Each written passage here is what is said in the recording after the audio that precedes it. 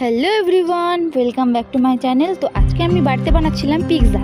তো পিৎজা বানাতে যেসব উপকরণ লাগে, প্রথমে ময়দাতে একটু ইস্ট দিয়ে মা ময়দাটা মেখে দিল, আর এখানে আমি কুচিয়ে নিয়েছিলাম পেঁয়াজ আর টমেটো। তো অনেকক্ষণ রেখেছিলাম আমি ময়দাটা ডো করে। তারপরে এখানে একটা থালাতে ভালো করে বাটার লাগিয়ে নিচ্ছি। এই থালাটায় আমরা পিৎজার মোল্ড বানাবো।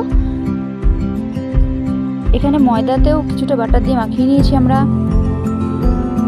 তোমরা চাইলে এখানে সাদা তেল কিংবা সরষের তেল ইউজ করতে পারো, যেহেতু আমাদের কাছে বাটার ছিল তো আমরা বাটারটা ইউজ করেছি।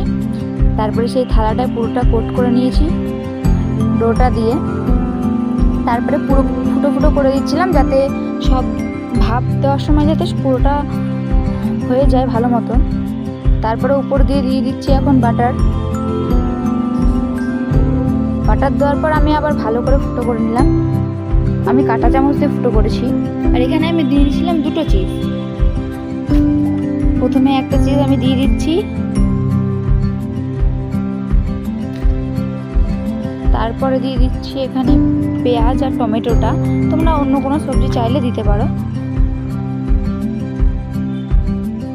তারপরে সস দিয়ে দিচ্ছি, সসের ওপর দিয়ে আবার এই আরেকটা চিজ দিয়ে দেবো। তোমরা চাইলে এতে মেয়োনিজও অ্যাড করতে পারো, যেহেতু মেয়োনিজ ছিল না আমাদের কাছে।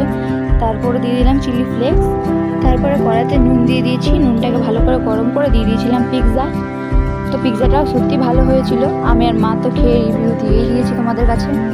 তো আজকের ভিডিওটা এই পর্যন্তই। দেখা হচ্ছে অন্য কোনো ভিডিওতে। ততক্ষণ সুস্থ থেকো।